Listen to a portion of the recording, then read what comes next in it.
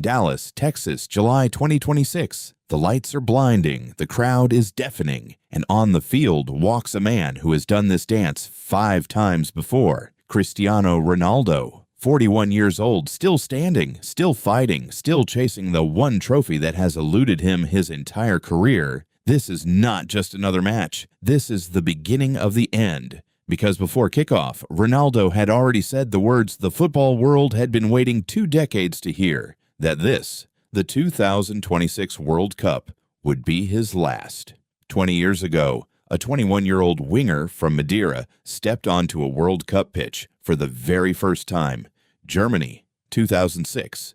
Portugal reached the semifinals that summer, the closest Ronaldo would ever come to the ultimate prize. Since then, the trophy has slipped through his fingers again and again. Heartbreak in South Africa, elimination in Brazil, a bitter exit in Russia, a shock defeat to Morocco in Qatar. 6 tournaments, 6 different endings, never once the trophy in his hands. The 2026 tournament didn't start the way Ronaldo needed it to. A surprising draw against DR Congo raised early questions. A goalless stalemate with Colombia added to the pressure. Critics wondered aloud whether the aging captain still belonged on the biggest stage of them all. But then came Uzbekistan, and Ronaldo answered every doubt the only way he knows how. 2 goals, a statement. A reminder that even at 41, the hunger hadn't faded. Against Croatia in the round of 32, Ronaldo stepped up and converted from the penalty spot. A moment that etched his name into the history books once more. He became the oldest outfield player to score in a World Cup knockout match, and with that strike against Uzbekistan earlier in the tournament, he achieved something no player in the history of the game had ever done before, scoring in 6 separate World Cups. Not Pelé,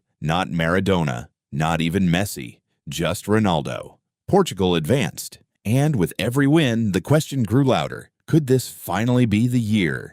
On the eve of the round of 16 clash against Spain, Ronaldo did something he had avoided doing for years. He stopped dodging the question. He looked the room full of reporters in the eye and confirmed what many had suspected for a long time. He told them plainly that this would be his final World Cup, though he hoped the match ahead would not be his very last one in the competition. The room fell silent for a moment, then broke into applause. Even the journalists who had criticized him for years understood the weight of what they had just witnessed. A goodbye, spoken out loud on his own terms. July 6, 2026. Dallas Stadium, Arlington, Texas. The heat was suffocating, the stakes immeasurable. Portugal against Spain. Old rivals, a new generation clashing with an old legend. For 90 minutes, Ronaldo fought. He chased every ball, pressed every defender, demanded every pass. But Spain's defense, young, sharp, relentless, swallowed him whole. 19 touches. That's all the great Cristiano Ronaldo could manage across the full 90 minutes. A number that would have been unthinkable a decade ago. And then, deep into stoppage time, the dagger. Mikel Merino found the net. 1-0. The whistle blew moments later, and just like that, after 6 World Cups, after 20 years, after 146 goals and 232 caps for his country, Cristiano Ronaldo's World Cup story had reached its final page. He didn't storm off. He didn't hide his face. He stood there in the middle of Dallas Stadium and let the moment wash over him. Tears he had held back for 2 decades finally broke through. He turned slowly, taking one long final look around the stadium. The lights, the flags, the fans who had traveled thousands of miles to watch him play one more time. He applauded them. They applauded him back. And then, clutching the captain's armband tightly in his hand, he walked toward the tunnel. Not as a man who had lost a football match, but as a man who had just closed the final chapter of a dream 20 years in the making. In a moment that felt symbolic of football itself, a teenage Spanish sensation embraced the fallen legend at full time, the torch quietly passing from one era to the next. Moments later, in front of the world's media, Ronaldo spoke from the heart. He admitted the sadness of leaving the tournament this way, but insisted he had given everything he had. He said he was walking away with a clear conscience, reminding everyone that football, like life, has its wins and its losses, and that the only thing left to do is carry on.